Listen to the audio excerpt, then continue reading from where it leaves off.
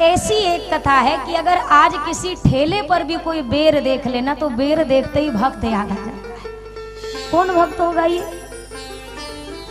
शबरी मैया। और शबरी मैया के जीवन की अगर कहानी कहूं तो बाल्यावस्था जो बीती, पूर्व जन्म की भी एक कथा आती है कि शबरी मैया पूर्व जन्म में एक रानी थी, पर भगवान की प्राप्ति हेतु तो उन्होंने ही अपने आप को समाप्त किया और ये वरदान अंतिम क्षणों में मांगा कि अगले जन्म में मुझे चाहे किसी छोटे से छोटे कुल में जन्म दे देना, पर कहीं की रानी मत बनाना। और यही कारण शबरी मैया का जन्म हुआ भील जाति में। देखो, भील जाति में है, शबर वर्ण में है, शबर जाति में है, इसीलिए शबरी और भिलनी कहलाई। शबरी और भिलनी नाम नहीं है इनका, ये जाति के कारण, ये शबर जाति के कारण ये शबरी कहला रही है। शबरी मैया का विवाह तय कर दिया छोटेपन में। अब शबरी मैया अपनी माँ के पास बैठी, माँ केश संवार रही थी। तब तक क्या देखती है, पिताजी खूब सारे पशु बांध कर ला रहे हैं। बांध दिया बाड़े में इकट्ठा करके। शबरी जी ने कहा, मैया पिताजी ने इतने पशु क्यों लाए हैं? माता ने कहा, अरे तुझे पता नहीं बावली, कल तेरा ब्याह है और ये सारे पशुओं को मार करके इनका भोजन रांधा जाएगा, बनाया जाएगा और बारातियों को खिलाया जाएगा। शबरी मैया सुनते ही रोने लगी। अरे मैया, मेरे सुख के लिए इतने सारे निर्जीव पशुओं की, निर्दोष पशुओं की हत्या, ये कहाँ का न्याय है? रात भर शबरी मैया सो नहीं पा रही है। शबरी मैया ने अर्धरात्रि के समय बाड़े में गई और जितने पशु बंधे थे सबकी रस्सियां खोल दी और शबरी जी ने सबको मुक्त कर दिया। भागते हुए पशुओं ने शबरी जी से कहा, शबरी आज तुमने हमारे बंधन को खोला है, हम रोम रोम से आशीष देते हैं, एक दिन भगवान आकर आपके बंधन को खोलेंगे, वो आपको मुक्त करेंगे।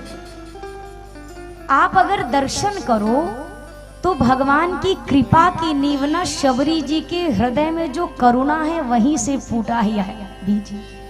अगर जीवों पर दया की भावना नहीं होती तो शबरी जी भागती नहीं घर छोड़ के, भागती नहीं तो मतंग ऋषि नहीं मिलते, मतंग ऋषि नहीं मिलते तो गुरु मंत्र नहीं मिलता, भगवान का नाम नहीं मिलता, भगवान का इंतजार नहीं मिलता। और जब ये नहीं मिलता तो भगवान कैसे मिलते? शुरुआत कहाँ से हुई? जीवों पर दया।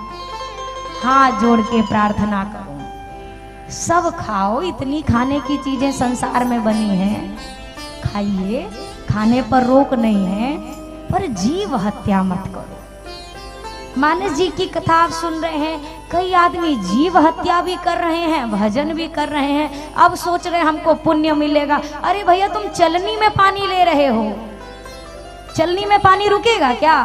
भरते जाओ गिराते जाओ, भरते जाओ गिराते जाओ, क्या तुम समय व्यर्थ कर रहे हो? या पूरे आस्तिक बन जाओ या पूरे नास्तिक बन जाओ, एक में तो रहोगे कम से कम। अभी तो तुम्हें खुद नहीं पता कि हम पुण्यात्मा हैं कि पापी हैं। जीव हत्या मत करो भैया।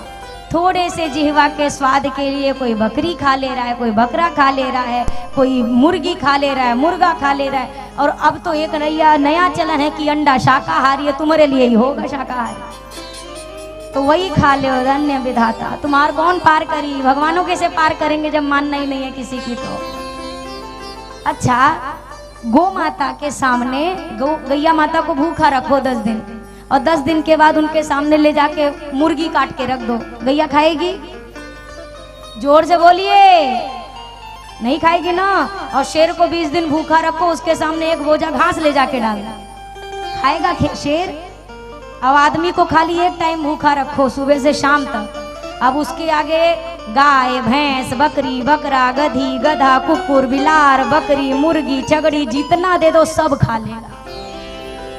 शेर शाकाहारी नहीं है, मांसाहारी है, गाय शाकाहारी है, पर जब आदमी की बारी आती है तो लिखना पड़ता है ये सर्वाहारी है, ये सब खाता है। और समझाने वाले की खोपड़ी खाने में भी ये कतई नहीं चूकता है, ये खोपड़ी भी खाता है। आदमी कहता अरे क्या हो जाएगा? अच्छा, कितने पढ़े लिखे लोग संसार में है ना। अरे जीवन का चक्र है, हम मुर्गी को नहीं खाएंगे तो मुर्गी हमको खा जाएगी, हम तो मना रहे तुमको मुर्गी खा जाए। कैसी कैसी तुम आप तर्क की आप बातें करते हैं। अनर्गल सी बातें अपनी भूख के लिए, अपने लोभ लालच और अपने पाप के लिए आप किसी और को दोषी बनाते हैं। ऐसा विधान नहीं है, ऐसा विधान आप ब्रह्मा जी हैं।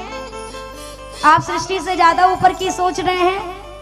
अरे सृष्टि का चक्र बना है, वो उनका काम है। आप इतने बड़े जिम्मेदार नागरिक न बनिए कि आप ही के ऊपर ब्रह्मा जी ने पूरा बोझा डाल दिया, सृष्टि संभाल लो नहीं तो खत्म हो जाएगा। अरे सोचिए, विवेक से काम करिए, शाकाहारी बनिए, शुद्ध भोजन करिए, ये मांसाहार का परित्याग कर दो, नहीं इस जन्म में तो भगवान मिलने वाला नहीं, अगले जन्म की ठाकुर जी जाने। और जब यही चौपट करके बैठे तो अगला जन्म भी मानव का थोड़ी ना मिलेगा, मिलेगा वही गधा बकरी का। आज काट रहे हैं कल कटेंगे, ये तो हिसाब है, ये तो ऐसे चलेगा। जब गोल चक्र है तो हम पर भी तो कभी ना कभी आएगा ना। आज जिसके गले पे हम छुरी चला रहे हैं, कल वो हमारा मालिक बने, हम उसके मुर्गा, और तब वो हमारे गले पे चलाएगा। मानिए, अगर थोड़ा भी आपकी कथा में रति है तो आज के बाद इसे कान पकड़ के तौबा करियो, जो बीत गई सो बात गई। अब प्रभु हम कभी भी गलत भोजन का सेवन नहीं करेंगे। शबरी मैया भाग चली, मतंग ऋषि के आश्रम में पहुंची। अब क्या करें, सेवा कर देती थी चुपचाप, बता कर नहीं, जता कर नहीं, सेवा की भावना की। अब जैसे कल भंडारा है ना, हाँ की ना है ना, तो ऐसा ना हो कि ना उनसे फलाने जी आइए, ये सब्जी बांटिए, माताओं आओ पूड़ी बेलो। सेवा का मतलब बुला बुला के करवाना नहीं, स्वयं से जहाँ पर समर्पित हुआ जाए वो सेवा होती है।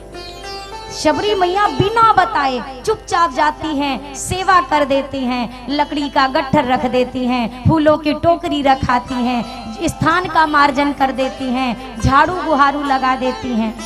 मतंग ऋषि ने कहा, ये कौन है जो रोज सेवा करता है पर दिखता नहीं है। आज रात भर जगो, रात भर जगे। जैसे शबरी मैया गट्ठर फेंक के जाने वाली थी, उतने में संतों ने शबरी जी को रोक लिया। कांप गई शबरी जी। इस बात की चिंता नहीं कि डांट पड़ेगी, इस बात की फिक्र हो रही है कि अब सेवा मुझसे छूट जाएगी, अब नहीं मिलेगी सेवा। मतंग ऋषि ने कहा, पुत्री कौन है, कहाँ से आई है?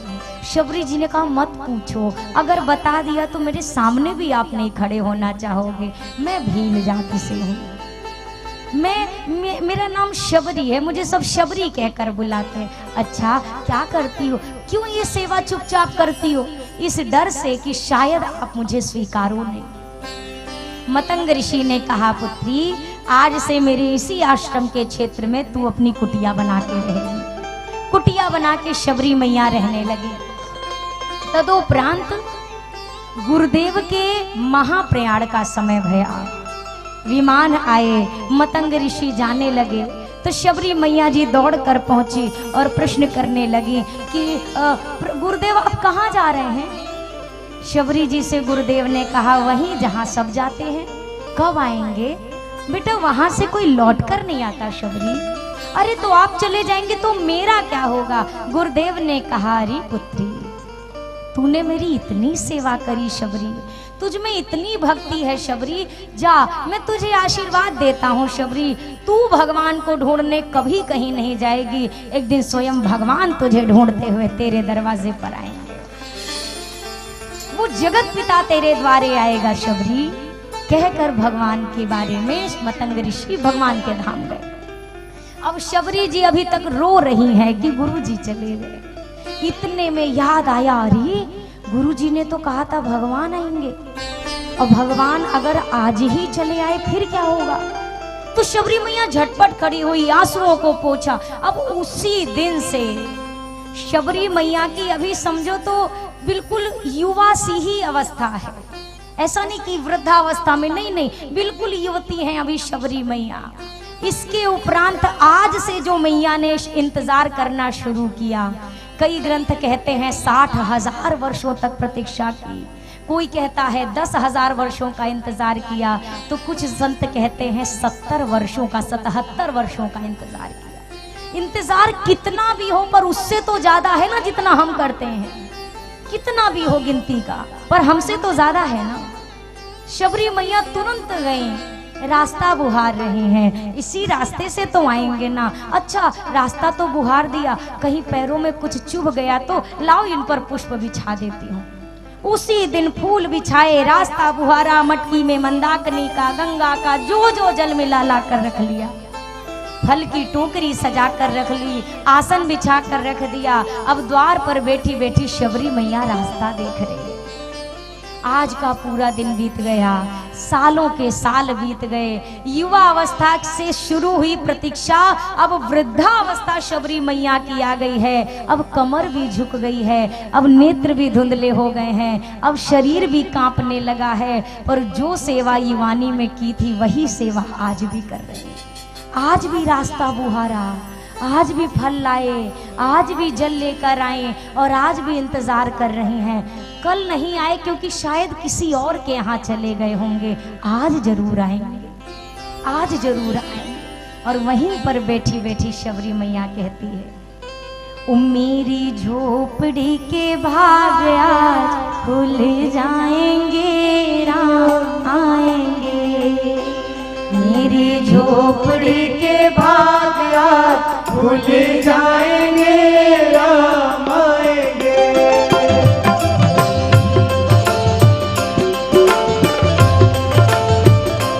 जय हो,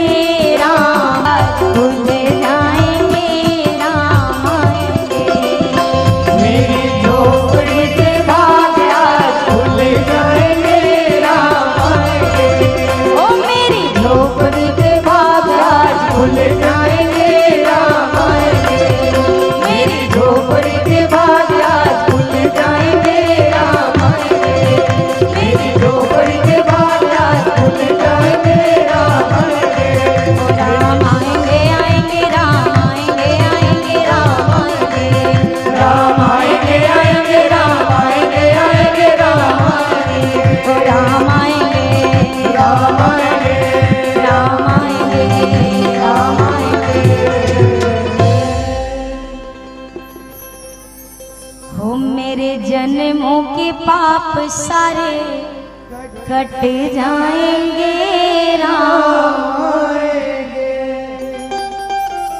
जरा सोचो, आज ये भजन गा दिया जाए तो कितना मन उत्साह से भर जाता है। ऐसा लगता है शबरी को मिले तो हमें भी जरूर मिल जाएगा। और शबरी मैया के जीवन का भाव तो इतना उज्जवल है, वो तो दिन रात उन्हीं राम की याद में बैठी, तो कैसे नहीं मिलते। और मुझे एक बात बड़ी अच्छी लगती है इस भजन की, इस भजन में कोई लेकिन किंतु परंतु को क्वेश्चन मार्क नहीं है। राम आएंगे नहीं आएंगे, आएंगे नहीं नहीं नहीं नहीं, पक्का है, फुल स्टॉप कर दिया, राम आएंगे। और शबरी मैया भी कहती आएंगे आएंगे, और कहते कहते एक दिन शबरी के राम आ गए। दूर खड़ी है अपनी कुटिया में और क्या देख रही है, धुंधला धुंधला सा कुछ तो नजर आ रहा है। अच्छा, उसी जंगल में कुछ ऐसे भी योगी जन थे जिनको अपने तपस्या का बड़ा अभिमान था, जिन्हें लगे रही इसको राम मिलेंगे, अरे हम तपस्वियों को राम मिलेंगे, योगी को राम मिलेंगे, हम इतनी तपस्या करते हैं, हमारे पास पहले आएंगे, इसके पास थोड़ी ना जाएंगे भीलनी, ये क्या जानेगी भगवान को। पर आज उन्हीं तपस्वियों के दरवाजे भगवान नहीं गए। एक सन्यासी मिला तो उनको लगा, देखा हमने तो लग ही रहा था भगवान हमारे यहाँ पहले आएंगे। तब तक उन्होंने कहा, राघव जी ने, महाराज ये बताओ हमारी शबरी मैया की कुटिया कहाँ है। अब तो लगा, अरे शबरी बताया नहीं, हमें नहीं पता, आगे पूछ लो। भगवान से भी ईर्ष्या हो जाती है कई लोगों को, हमें नहीं पता, आगे पता कर लेना। आगे पूछा, महाराज मेरी शबरी मैया कहाँ रहती। संत ने कहा, प्रभु इस फूल वाले रास्ते पे अपने चरण धर दो, और ये रास्ता आपको जहां तक लेकर चला जाए और जहां समाप्त हो जाए वहीं पर शबरी की कुटिया है। रघुनाथ जी चल पड़े और चलते चलते चलते चलते कुटिया निकट आ गई। अच्छा, शबरी जिनका अपने जीवन पर्यंत इंतजार किया है, जीवन पर्यंत इंतजार किया, वो भगवान आज अंतिम दिन में मिल रही। अब ये शबरी मैया का अंतिम दिवस है इस धरती पर, फिर तो शरीर त्याग देती। अंतिम दिनों में आज भगवान मिल रहे हैं। अच्छा, भगवान आ तो गए, पर शबरी मैया ऐसा नहीं कि दौड़ कर गई और लिपट गई, नहीं नहीं। क्यों लिपट नहीं रही है? क्योंकि शबरी मैया ने पहले भगवान को देखा थोड़ी ना। तो अब उन्होंने गुरु जी से कहा था, देखो प्रभु भगवान आएंगे तो मैं पहचानूंगी कैसे। तो गुरु जी ने कहा था, शबरी मैं कुछ पहचान बता रहा हूँ। तो 5 पहचान बताई शबरी जी को राम जी की, कि ये 5 चीजें मिला लेना, जिसके भीतर हो वही तुम्हारा राम है। क्या क्या बताया? शबरी कमल की पंखुड़ियों के समान उनके नेत्र होंगे विशाल। अच्छा प्रभु, दूसरी पहचान सुनो, सर पर जटाओं का मुकुट लगाया होगा। तीसरी पहचान, गले में वनमाला धारण की होगी। चौथी पहचान, राघव जी की लंबी लंबी विशाल भुजाएं होंगी। और 5वीं आखिरी पहचान, शबरी 2 भैया होंगे जो साथ में आएंगे। ठीक है, तो शबरी जी को जब राम जी मिले ना, लेट हो गए आप थोड़ा, तो शबरी जी को जब राम जी मिले तो शबरी मैया प्रणाम नहीं कर रही, शबरी मैया पहले मिलान कर रही है। आप मानस जी में देखना क्या देखती हैं, धुंधली आंखें है ना, तो परखने में समय लग रहा। आप उस दृश्य को बस बनाने की चेष्टा करो दिल में। बूढ़ी सी शबरी मैया, झुकी सी कमर, आगे विशाल शरीर, सुंदर शरीर, हृष्ट पुष्ट राघव जी सामने खड़े, अजान बाहु, सुंदर से नेत्र, और शबरी मैया की धुंधली आंखें मिलान कर रही हैं। जरा देखो तो सही, क्या कमल की पंखुड़ियों की तरह आंखें हैं इनकी? हाँ, जान तो वैसी ही पड़ती हैं। एक तो मिल गया, एक और दूसरा देखो सिर पर क्या बांधा है इन्होंने, दिखता नहीं है बराबर। हाँ, लगता तो जटाओं का ही मुकुट है। मिल गया, 2 और मिल गया, सिर्फ 3 बाकी रह गए हैं। और देखो हाथ इनके कैसे हैं, अरे हाँ बड़ी लंबी लंबी भुजाएं हैं। मिल गए 3 मिल गए हैं। एक और क्या कहा था गुरुदेव ने? हाँ, बोला था गले में वनमाला होगी। गले में कौन सी माला है? हाँ, ये तो वनमाला ही जान पड़ती है। मिल गए 4 मिल गए, बस एक और मिल जाए तो यही मेरा भगवान। अब शबरी मैया ने कहा, सरसिज लोचन बाहु विशाला, सरसिज लोचन बाहु विशाला, जटा मुकुट सिर उर बनमाला,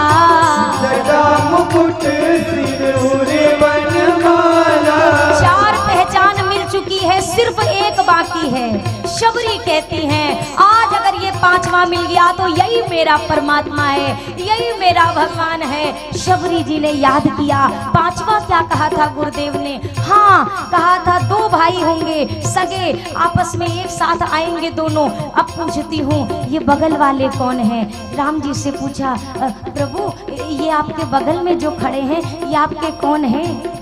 राम जी ने मुस्कुरा के कहा अरे मेरी शबरी माई, मैं हूँ रघुराई और ये है मेरा छोटा भाई। सगे हाँ हाँ मेरा भाई है। इतना सुनते ही शबरी मैया श्याम गौरे सुंदर दो भाई, श्याम गौरे सुंदर दो भाई, शबरी परी चरण लपटाए, शबरी परी चरण रखा था ऐसे प्रणाम करूंगी, ऐसे करूंगी, यहाँ बिठाऊंगी, ये खिलाऊंगी। ज्यों पता चला ये वही है जिनका मुझे इतने वर्षों से इंतजार था। प्रणाम नहीं किया है, प्रणाम नहीं किया, चरणों को पकड़कर लिपट गई शबरी मैया और पकड़ रखा है, अपने सर को नीचे झुका लिया, चरणों से लिपटी हैं। अरे वो गंगा का जल, वो मंदाकिनी का जल गगरी में पड़े पड़े इंतजार कर रहा, माँ हमें भी तो जरा ले ले और राघव के चरण में डाल दे। पर उनकी तो बारी ही नहीं आई, क्योंकि पानी परात को हाथ छुयो नहीं, नैनन के जल सो पग धोए। माँ के नेत्र रूपी गंगा के जल ने रघुनाथ के चरण पखार लिए, नेत्र से अविरल अश्रुधारा बहने लगी। अब चरण भी पखार दिए, प्रणाम भी लिपट कर हो ही गया है। अब माँ को याद आया अरे मैं बावरी, भगवान आते हैं तो स्तुति की जाती है। जब कौशल्या जी को भी मिले तो कौशल्या जी ने भी गाया था भय प्रगट कृपाला दीन दयाला कौशल्या हितकारी। बताओ मेरे दरवाजे भगवान खड़े, मैं कितनी अभागी, मैं स्तुति नहीं कर पा रही। अरे करूं भी तो करूं कैसे? मैं बावली गुरु जी से पूछ ही नहीं पाई कि भगवान के स्तुति में गाना क्या चाहिए, मुझे तो आता ही नहीं स्तुति करना। तो अब राम जी से ही कहती हैं यही विधिया स्तुति कराऊं तुम्हारी, यही विधिया स्तुति कराऊं तुम्हारी, अधम जाति में जड़ मति भारी, अधम जाति में जड़ मति भारी, अधम ते अधम अधम अति नारी, अधम ते अधम अधम अति नारी, तीन माह में मति मंद आधारी, तीन माह में मति मंद आधारी। शबरी जी कहती हैं मुझे क्षमा करना सरकार, मुझे आपकी स्तुति करना नहीं आता, मुझे नहीं, मैं अनपढ़ हूँ, मुझे पढ़ी लिखी मैं नहीं, मुझे पढ़ना लिखना नहीं आता, मैं अज्ञानी हूँ। ये सब तो छोड़ दो, सबसे बड़ी बात कहूँ मैं अधम हूँ, शरीर से भी जाति से भी। पर ध्यान रखिएगा ये शबरी जी के शब्द हैं, ना गोस्वामी जी के ना राम जी के, ये शबरी माँ के निज शब्द हैं। मैं अधम हूँ, अधम ते अधम अधम अति नारी, तीन माह में मति मंद आधारी। मैं मति से भी मंद हूँ, जाति से अधम हूँ, शरीर से भी अधम हूँ, मुझे आपकी स्तुति नहीं आती क्योंकि मैं अनपढ़ हूँ ना। राम जी ने मुस्कुरा कर कहा अरे मेरी भोली शबरी मैया, ये तो बता इस संसार में किस पढ़े लिखे को राम मिला है, ये तो बता किस ऊंचे जाति वाले को राम मिला है, जरा ये तो बता किस उच्च उत्तम और सुंदर शरीर वाले को राम मिला है। अरे मैं तो कुब्जा को मिलता हूँ, मैं ऐसे नहीं मिलता, तुझे नहीं पता शबरी मैया। कह रघुपति सुनो भामिनी बाता, रघुपति सुनो भामिनी बाता, मानो एक भगति करनाता, मानो एक भगति करनाता, जाति पाति कुल धर्म बढ़ाई, जाति पाति कुल धर्म बढ़ाई, धन बल परिजन गुण चतुराई, धन बल परिजन गुण चतुराई।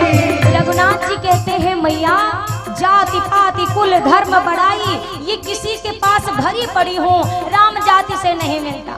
राम नहीं है नारा वो विश्वास है, भौतिकता की नहीं दिलों की प्यास है। राम नहीं मोहताज किसी के झंडों का।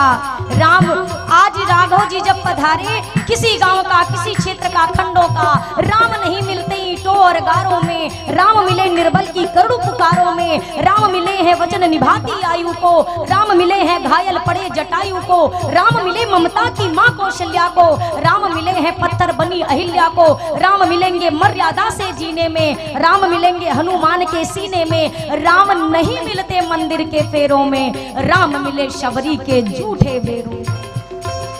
मैं नहीं देखता उच्च जाति देखता मैया, तो मैं जटायु को गले नहीं लगाता, मैं केवट को गले नहीं लगाता। मैं वर्ण देखता तो गीधराज का अपने हाथों से अंत्येष्टि संस्कार नहीं करता। अगर मैं छोटा बड़ा देखता तो कोल की रातों के कंदमूल फल को नहीं स्वीकार करता। मैं एक चीज देखता हूँ मैया, संसार में जिसके पास भक्ति है राम उसी का। वो झोपड़ी वाला हो, वो महल वाला हो, वो रोड वाला हो, वो मंदिर वाला हो, राम उसका है जिसके पास भक्ति है। मानो एक भगति करना था, मैं और कुछ नहीं मानता। और तू कहती है मैया कि तू पढ़ी लिखी नहीं है तो मेरी स्तुति नहीं कर सकती। अरे मेरी भोली शबरी मैया, अरे तू पढ़ी लिखी नहीं है तो क्या हुआ, तेरा राम गुरुदेव वशिष्ठ के यहाँ पढ़ के आया है। मैं तो पढ़ा लिखा हूँ ना। अरे क्या हुआ जो आज शबरी अपने राम की स्तुति नहीं कर पा रही। आज इतिहास बदलेगा। आज शबरी राम की स्तुति नहीं करेगी, आज राम अपनी शबरी मैया की स्तुति करेगा। कहने लगे रघुनाथ जी, और ध्यान रखिएगा ये नौधा भक्ति का ज्ञान शबरी मैया को नहीं दिया जा रहा है। ज्ञान उसको दिया जाता है जिसके पास ना हो। और राम जी खुद आगे कह रहे हैं सकल प्रकार भगति दृढ़ तोरे, उनको नहीं सुनाया जा रहा। तो किसको नौधा भक्ति सुनाई गई? ये उन लोगों को सुनाया गया, उन योगियों को जिनको योग पर भ्रम था, जिनको अपनी तपस्या के बल का अभिमान था। ये स्तुति उनको सुनाई गई। तुम जिस शबरी को निकृष्ट समझते हो, ये राम उस शबरी की स्तुति गाता है। अब 9 प्रकार की भक्ति है, जरा ध्यान से आप सभी सुनिएगा। प्रथम भगति संतन कर संगा, प्रथम भगति संतन कर संगा। दूसरे रति मम कथा प्रसंगा, दूसर रति मम कथा प्रसंगा। गुरुपद पंकज सेवा, तीसरी भक्ति अमान, चौथी भक्ति मम गुण गण करई कपट तजिगान। मंत्र जाप मम दृढ़ विश्वासा, मंत्र जाप मम दृढ़ विश्वासा। पंचम भजन सुवेद प्रकाशा, पंचम भजन सुवेद प्रकाशा। छठदम शील विरति बहु कर्मा, छठदम शील विरति बहु कर्मा। निरत निरंतर सज्जन धर्मा, निरत निरंतर सज्जन धर्मा। सातम सम मोहि मय जग देखा, सातम सम मोहि मय जग देखा। मोते संत अधिक करि लेखा, संत अधिक लेखा। आठव जथा लाभ संतोषा, आठव जथा लाभ संतोषा। सपने हूँ नहीं देखई खर दोषा, सपने नहीं देखई पर दोषा। नवम सरल सब सन छलहीना, नवम सरल सब सन छलहीना। मम भरोस ही हर्ष न दीना, मम भरोसे हर्ष न दीना। नौ महु एकहु जिनके होई, नम एक जी के होई। नारी पुरुष सचराचर कोई, नारी पुरुष सचराचर कोई। सोई अतिशय प्रिय भामिनी मोरे, सोई अतिशय प्रिय भामिनी मोरे। सकल प्रकार भगति दृढ़ तोरे, सकल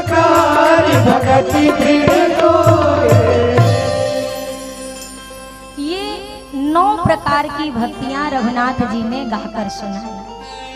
प्रथम भगति संतन कर संगा, दूसर रति मम कथा प्रसंग। पहली भक्ति कहा जो संतों का संग करे वो प्रथम भक्ति करे, जो कथा में रति रखे वो मेरी दूसरी भक्ति करे। गुरुपद पंकज सेवा तीसरी भक्ति अमान। अमानी होकर गुरुदेव की सेवा करना। ऐसे ऐसे राघव जी ने 9 रास्ते बताए हैं। अच्छा, मान लीजिए आपको भूख लगे और आप चौसेला खाओ तो क्या होगा? पेट खाली होगा, भरेगा? क्या होगा? जोर से बोलिए। भरेगा ना। अच्छा, दाल चावल खाइए तो क्या होगा? अरे आपका भी भरेगा थी, खाली भरेगा ना? तो आप भी बोलिए। घर पे तो वैसे आप नहीं बोल पाते, यहाँ हमारी छूट है, आप बोल सकते हो, यहाँ कोई समस्या नहीं। भरेगा ना। अच्छा, पूड़ी सब्जी खाइए तो क्या होगा? छोला भटूरा खा ले तो क्या होगा? समोसा खा लो तो क्या होगा? क्यों भरेगा? क्योंकि भोजन का काम पेट को भरना, ये उसका कर्म है। अब ये 9 प्रकार की नैया खड़ी हो गई, या कह दो 9 प्रकार के रास्ते हैं। रास्ते अलग हैं पर मंजिल एक है। अब आपको हम कौन से रास्ते से जाएं? अरे तुम किसी जो रास्ता तुम्हें अच्छा लगे उसी रास्ते से आप चले जाइए, बस चलना आपको है और मंजिल सबकी एक है। 9 प्रकार की। अच्छा लगे तो संतों का संग करो, अच्छा लगे तो प्रभु की कथा सुनो, अच्छा लगे तो गुरुदेव की सेवा करो। 9 प्रकार के रास्ते। 9वीं भक्ति कही नवम सरल सब सन छलहीना। 9वीं भक्ति कौन आ रहा है? इधर देखो। यहाँ ठाकुर जी बेटे कहाँ कहाँ ताकते हो आप? बताइए 9वीं भक्ति कौन सी कही? अब आप ही बताओगे। हाँ, नवम सरल। कौन सी? सरलता। पर इतना सरल था कि किसी के पकड़ में ही नहीं आया। है ना सरल? लिखना, पढ़ना, दिखना, पर बनना कितना कठिन। राघव जी ने कहा जो सरल हो जाए वो मेरी 9वीं भक्ति करता है। सरलता भगवान को बहुत प्रिय है। आपको मंत्र नहीं आते, आपको पूजा नहीं आती, आप दिन भर मंत्र पढ़ के आरती करो वो, और 2 साल का बच्चा अगड़म बगड़म घंटी घुमा दे वो। क्यों? क्योंकि वो सरलता से कर रहा है, उसको नियम कानून से मतलब नहीं है, वो सरल है। एक बार एक संत आए तो एक मैया के यहाँ गए। बेटे ने कहा हमारी मैया अस्वस्थ है, आ नहीं सकती, महाराज आप हमारे साथ चलो। तो मैया के पास पहुंचे। बेटे ने कहा मैया महाराज जी आए, महाराज जी प्रणाम करो। अब वो बेचारी गांव की बूढ़ी सी मैया, वो कहती है महाराज तोरे खुर लगाओ। का लगाओ? खुर लगाओ। खुर का के होते हैं? महाराज ने कहा हम गैया बछड़ा, हमारा खुर लग रही। गुरु महाराज जी ने कहा अरे चरण बोल देती, चरण छोड़ दो, पैर ही बोल देती, महाराज तोरे पैर लागे तो भी ठीक है, खुर लगाओ। तो महाराज जी ने मुस्कुरा के कहा अरे मैया संत को ऐसे बोलती हो, नरक जाओगी नरक। अब वो भोली मैया इतनी ज्यादा भोली थी, वहां को लगा महाराज जी को आशीर्वाद दे रहे। तो उस मैया ने कहा अरे महाराज बड़ी कृपा आपकी, पर हम जैसे पापी कहाँ नरक जाए, नरक तो आप जैसे महापुरुष जाते, हमारे नसीब में नरक कहाँ है। महाराज समझ गए, इसने जान के नहीं बोला। सरल बनिए, जो है वही रहिए, बनावट मिलावट गिरावट कुछ मत कर। राघव जी कहते हैं माँ तेरे अंदर सब भक्ति है, मैं तो कहता हूँ कोई एक भक्ति भी कर ले, वो नारी हो चाहे पुरुष हो, चाहे चींटी हो चाहे हाथी हो, वो सब मुझे अतिशय प्रिय है। मैं उन सब को अपने हृदय से लगा कर